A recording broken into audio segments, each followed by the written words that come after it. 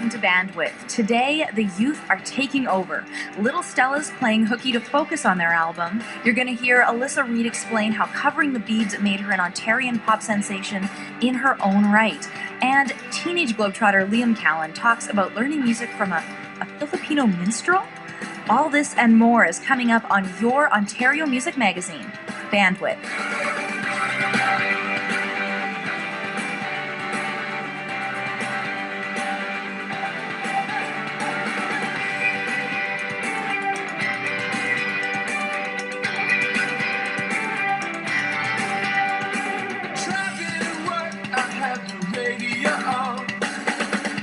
Hey, welcome to the Bandwidth Airwaves. I'm Meg Wilcox, and for the next hour you'll be hearing some of Ontario's best new sounds by some of its most talented young musicians. Liam Callan is going to tell you about growing up and how traveling the world has influenced his music. I'm Meg Wilcox, and you're listening to Bandwidth. Mike O'Neill was singing about making brand new starts, and today you'll be hearing a lot of fresh-faced Ontario musicians who are making their start in the industry. 16-year-old Liam Callan is an interesting guy to be playing on an Ontario-based music show, considering he's never actually lived in Ontario. Liam's actually been pretty much constantly on the move since he was born. His parents are from Burlington and Prince Edward County, but they're international teachers, so they've lived everywhere from Hong Kong to Turkey. But it was on Ontario turf at Sli-Fi Chapel Studios in Trenton where Liam recorded his new EP called Start It Over Again. Liam came by the studio recently to talk about the globe-trotting life. I think I figured it out. I conquered all my doubt. Now. I could tell you what to do, but my life should be the clue.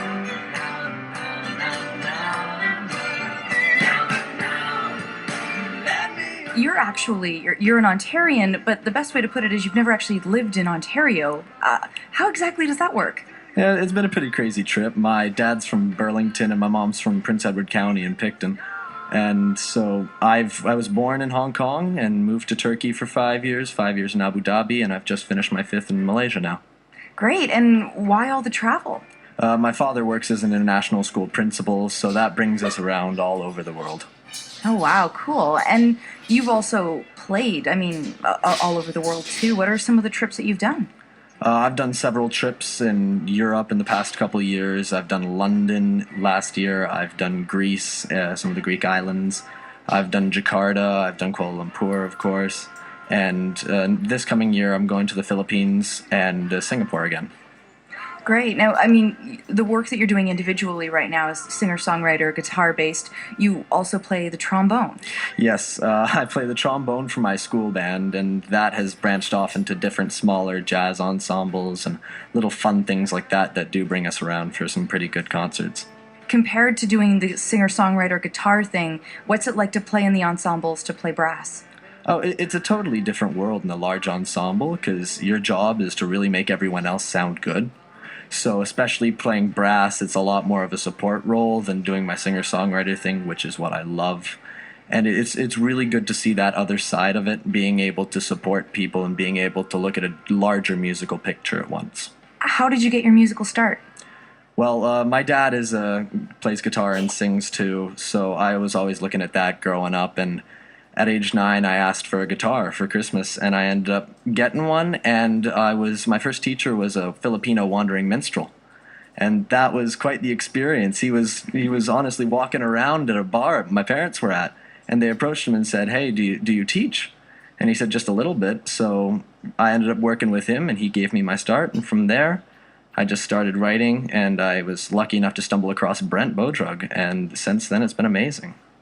But we'll get to that in a moment. But I first want to ask a little bit about this wandering Filipino minstrel and those classes, those lessons. How did that work? Well, he was one of the guys that you just walk up to and it's a challenge. You just throw songs at him that like Red Sovine and stuff, and they can play anything. Like anything you ask for. And we have a family friend, Randy, who actually makes a game out of it, asking the most obscure Canadian artists to these Filipino wandering minstrels, and they can play them. But it's hilarious. We asked this guy, his name was Jun Dadala, and I ended up working with him, and one of the first songs I walked away with when I could actually play was Bread's If. Of all the things. Of all the Play. If a picture paints 1,000 words, then why can't I paint you? Yeah, I have pretty seriously weird musical tastes after being raised by what I like to call gypsy parents. They move around, and I was raised listening to Billy Bragg, Joy Division, just weird stuff that I have no right to know at my age. And I was always the kid sitting out on the other side of the playground with his CD player listening to ABBA or something that wasn't cool. What would you say are your musical influences that are really coming out now in your work? My biggest one is definitely John Mayer. I am a huge John Mayer fan. I have been forever. All of my stuff is really kind of, if you could imagine a John Mayer track unplugged and played on a nylon string. It's very calm, but at the same time it's upbeat, it's happy. And we have string arrangements in them too, which is, my policy is I like instruments made of wood. I don't like synthesizers and drum machines. I like organic stuff. It's what I'd call organic pop. It's very homegrown, very wooden instrument, very folk, not folksy, but like pop played on folk instruments. And what do you think sort of created that preference for you? It all goes back to the Wandering Minstrel. Honestly. Yeah.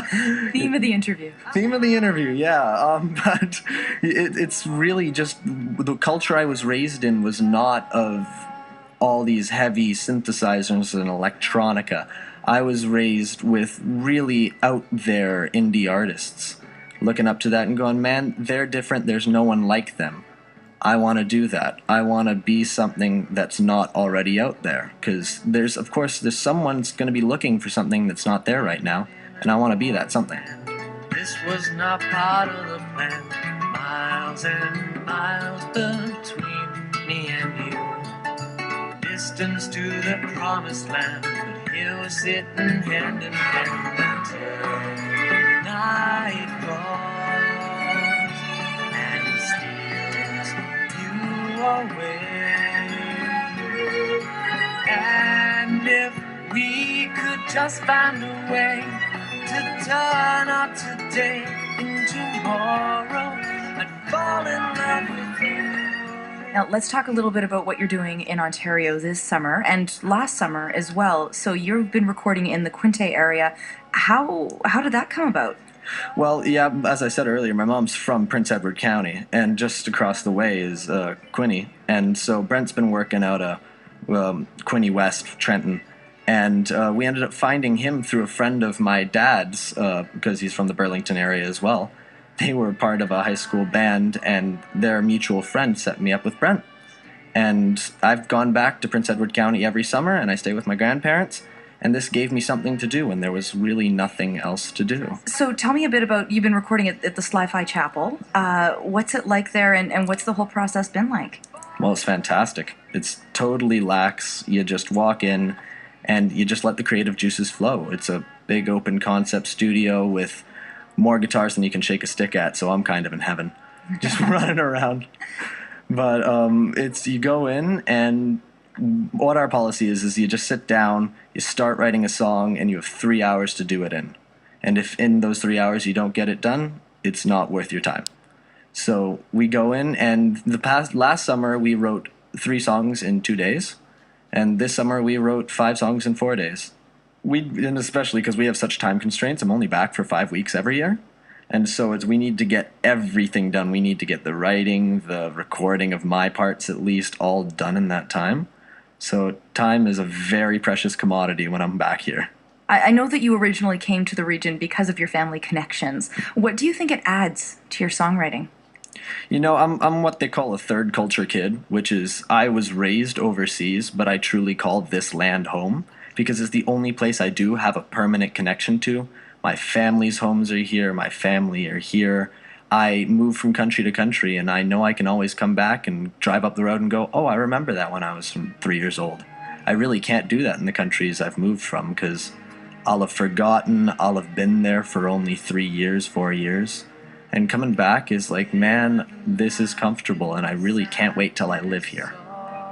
When do you think that might be? I got 2 more years of high school. I'm just going into 11th grade now. But after that, I am definitely moving back to hopefully go to university here and do all that. Great. And what's up next for you? Well, we've got these 5 tracks in production right now.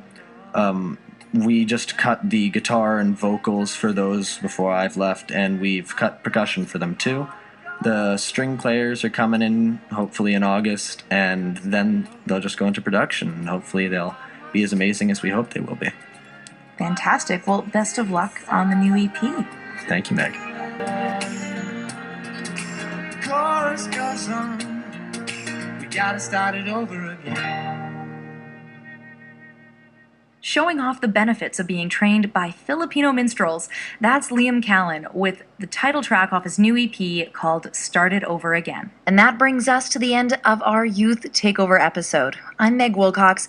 Thanks for hanging out with me this afternoon, and a special thanks to Jessa Runtsman, producer extraordinaire, for putting this episode together. If you need more bandwidth before next weekend, why not look us up on Twitter and Facebook at BandwidthCBC. We're also on the web at cbc.ca/bandwidth, and that's where you can find behind-the-scenes photos, today's playlist, and you can catch up on past feature interviews.